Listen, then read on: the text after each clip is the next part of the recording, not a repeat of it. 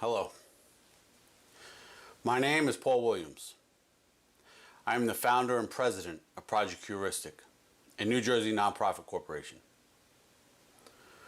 I want to talk with you today a little bit about Project HEURISTIC, but mostly about why and how I came to create it. Because I believe that knowing and understanding that part of the backstory of Project HEURISTIC will help more people also know and understand how important it is and could be as a tool to reduce criminal recidivism, reduce the cycle of crime, and ultimately increase safety and security in our communities. This is going to be quite a long presentation, so I thank you in advance for your generous time and attention. Now for starters, the word heuristic, spelled H-E-U-R-I-S-T-I-C, originates from the Greek language and loosely translated into English means to find. It is often used in the context of referring to methods of problem solving, such as trial and error. And Project HEURISTIC is precisely just that, a method for problem solving. For today's purposes, it is used in the context of methods to address and resolve the problem of criminal recidivism primarily, and crime generally. The word heuristic is also used for today's purposes as an acronym, helping ex-offenders by uniting resources and information for successful transitions into communities. Heuristic. Against that backdrop, I submit to you that Project HEURISTIC endeavors primarily to reduce criminal recidivism by uniting resources and information that is pertinent to the various needs of currently and formerly incarcerated and court-involved men and women who are, notwithstanding what many think and say dismissively about them, interested in living law-abiding and productive lives. This also includes providing resources and information to the families and loved ones of those men and women, as well as information to other members of the community and professionals, so as to enable interested and concerned persons to be better informed and equipped to appropriately address and resolve the problems of criminal recidivism and crime in general.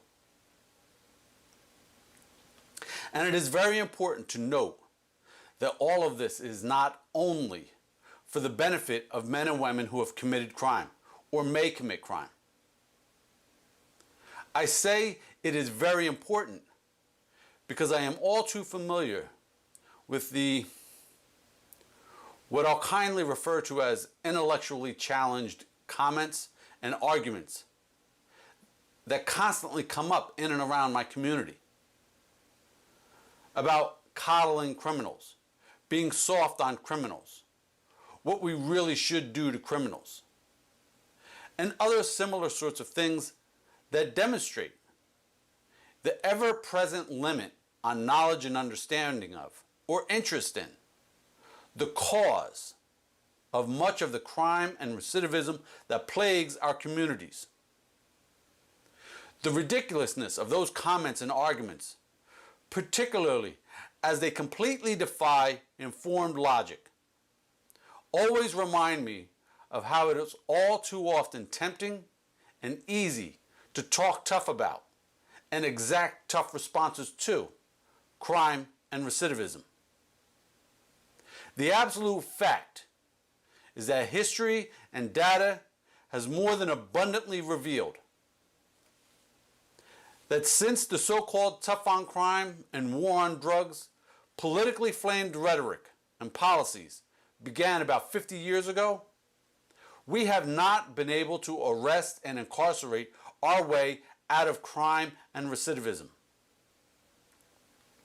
And also the financial and human cost of it to taxpayers, victims, offenders, families, and communities has exponentially grown to incredible levels, with little to no benefit to anyone.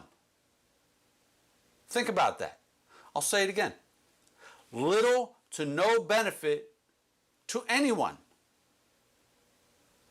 The simply tough on crime and war on drugs reaction has not restored anyone or anything to the pre-crime condition,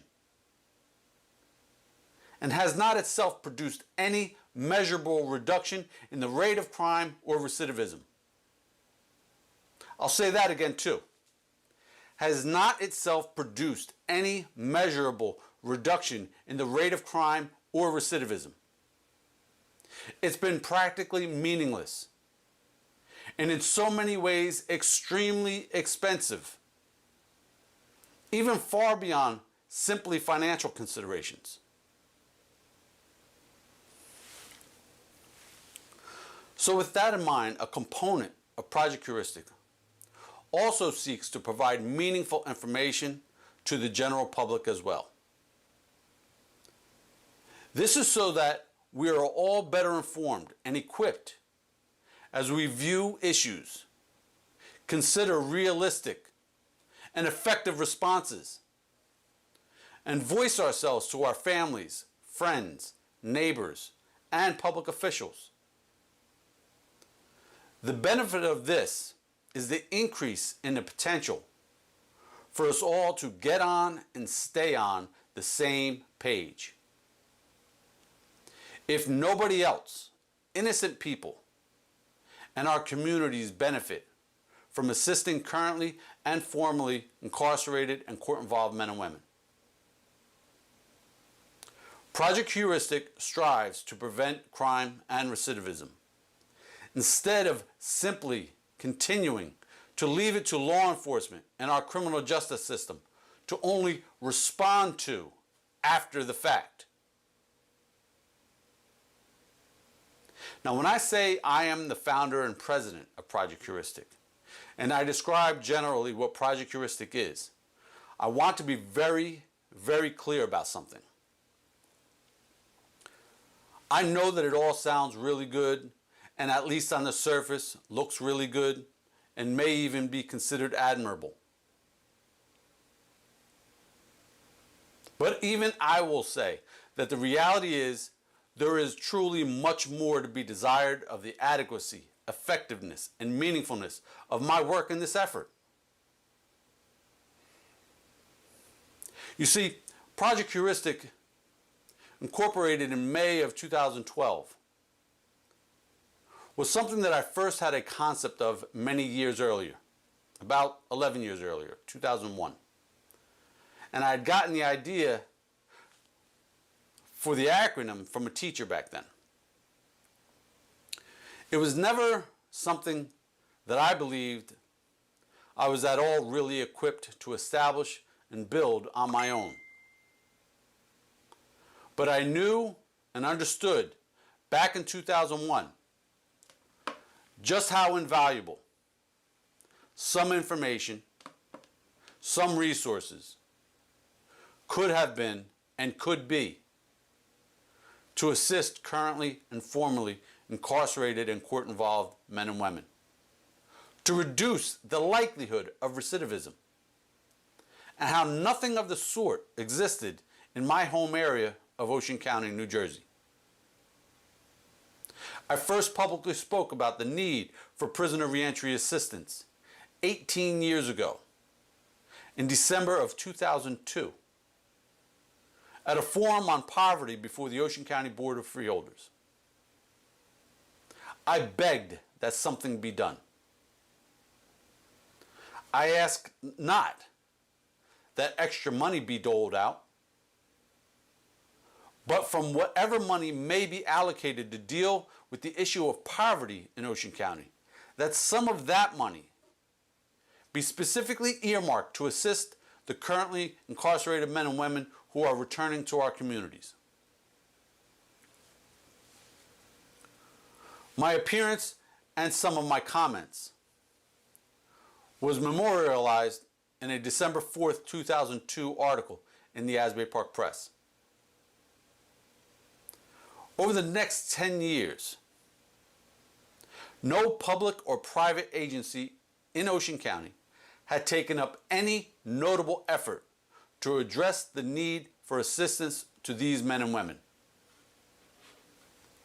Instead, an exorbitant amount of taxpayer money was continued to be used to simply respond to, instead of prevent, recidivism, and regardless of the fact that a fraction of that taxpayer money could have been used more efficiently to prevent recidivism and the further ever-increasing exorbitant expenditure of taxpayer funds on after-the-fact responses by law enforcement, prosecutors, the judiciary, the jails, and the prisons.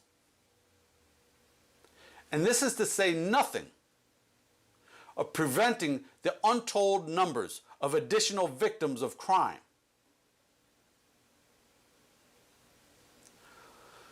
So, having some idea of how to incorporate a business, and perhaps suffering with some delusional expectation that a thing like Project HEURISTIC would become of interest and supported by public officials and heads of private entities, I formally incorporated Project HEURISTIC in May of 2012. Delusional or not, my expectation proved to be wrong. In fact, no public official or head of any private entity ever expressed an interest in what I was trying to do or in doing it on their own. I have since realized, from considering the explosive growth of the drug treatment industry since 2010, that the main reason for the lack of interest was simply because prisoner reentry services was not lucrative. And regardless of the fact that preventing recidivism and crime is much more cost efficient. Unlike the drug treatment industry, there is no money to be made in prisoner reentry services. Drug treatment, on the other hand, had become big business, estimated to be a $42 billion industry. And this is a result of the 2010 enactment of the Affordable Care Act, more commonly known as Obamacare, which required drug treatment to be paid for by and through Medicaid for poor people, and for people who can afford their own insurance by private insurance companies. The drug treatment industry, however, is a whole other topic. Back to prisoner reentry assistance. With or without having incorporated Project HEURISTIC, I did the work. I spent countless amounts of time and energy with men and women and their families and loved ones who have needed help, searching for resources and information for housing, food, clothing, basic hygiene necessities, getting identification, employment, transportation, mental health, etc. How to navigate the systems and the bureaucracies that possessed any resources. Driving men and women to appointments and jobs. Collecting and distributing necessities. And attempting to guide these men and women and their families and loved ones through the difficult feelings and emotions when there was no resources or when access to them was unattainable. And to cope with the reality of being in this environment of freedom versus the environment of incarceration. And I did it without any pay or conditions. And often while I myself desperately needed help. I have been doing what I can to assist at-risk men and women to find a sense of hope and to inspire them to do better and be better for themselves, for their community, for their families. I've been doing what I can to assist families and loved ones who often do not adequately know and understand what to actually do for their loved one who was incarcerated or formerly or court involved. I have been doing what I can to prevent recidivism. I have been doing what I can to protect innocent people and the community. But the mission of Project HEURISTIC has been an extremely difficult and heavy lift for me. I have known mostly only the realistic and practical needs of the men and women, as well as their families and loved ones, but did not know enough about how to sufficiently grow a nonprofit business or to navigate the politics that are implicit in fundraising from government and even private entities, which is necessary to tap into for the resources or to create the resources that are desperately needed by the men and women and their families and loved ones that I have been concerned with.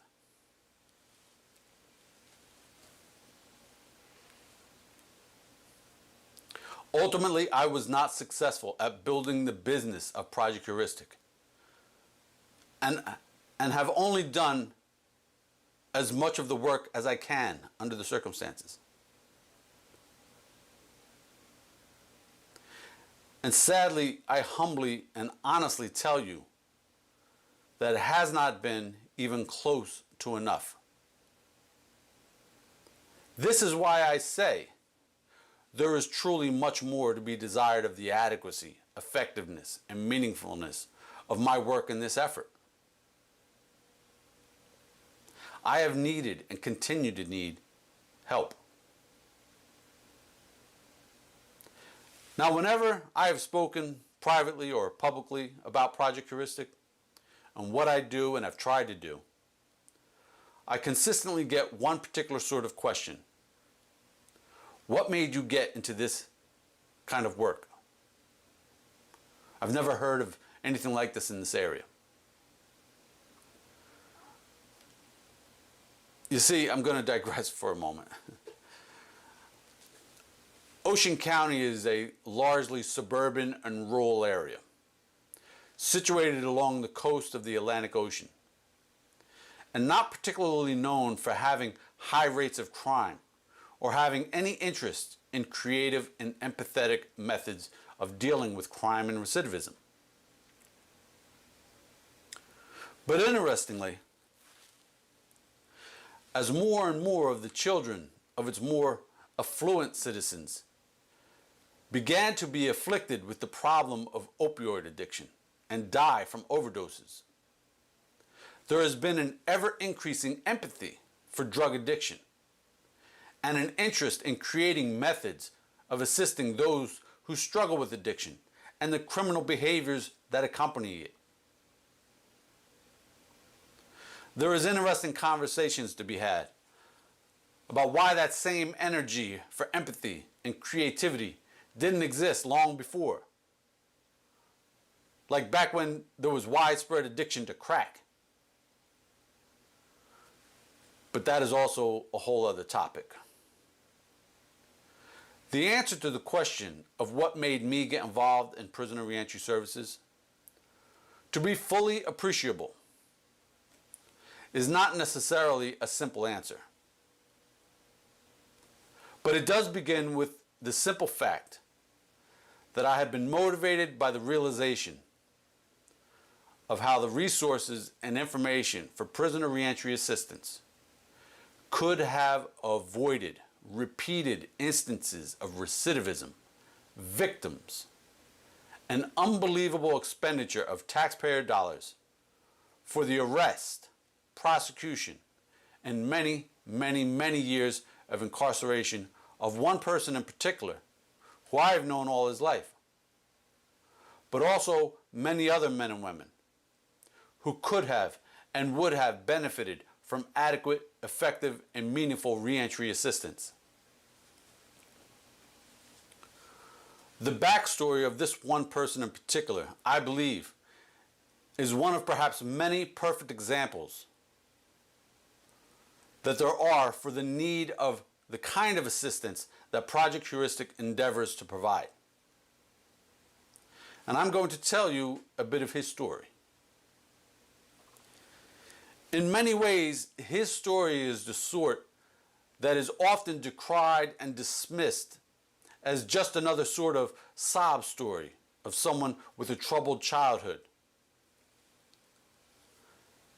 That many people have troubled childhoods and don't resort to crime and being a criminal and go on to be successful. How it doesn't justify his criminal behavior. That he should just be responsible. That he should just get a job. If that is your default reaction, and you are unable or unwilling to at least reevaluate it, not even saying to ultimately change it, but to really consider additional information and another perspective and reevaluate it,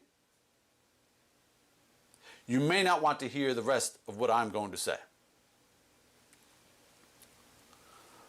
But I will assure you now that telling his story is in no way whatsoever even an attempt to justify any of his criminality. Instead, telling his story is simply to give greater perspective and context to small snapshots of his life and to help understand the taxpayer-funded systemic problems that contributed to the creation of those snapshots in his life,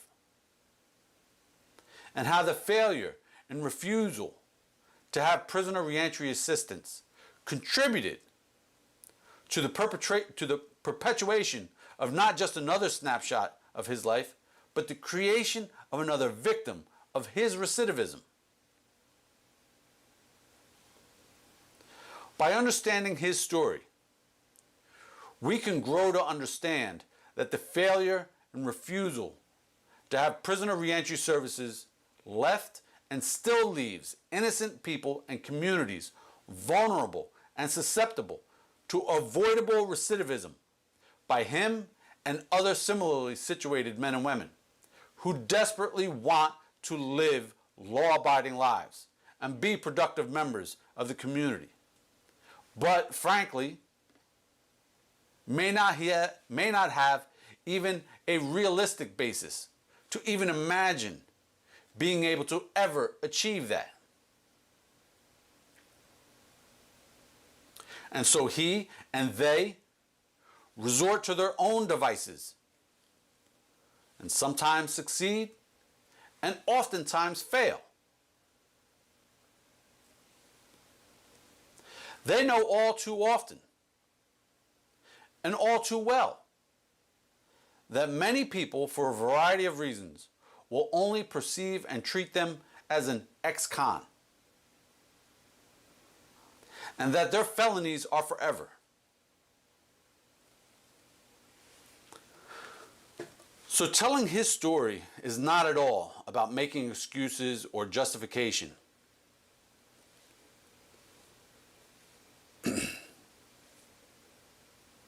But instead about the need for us to understand and try to do better.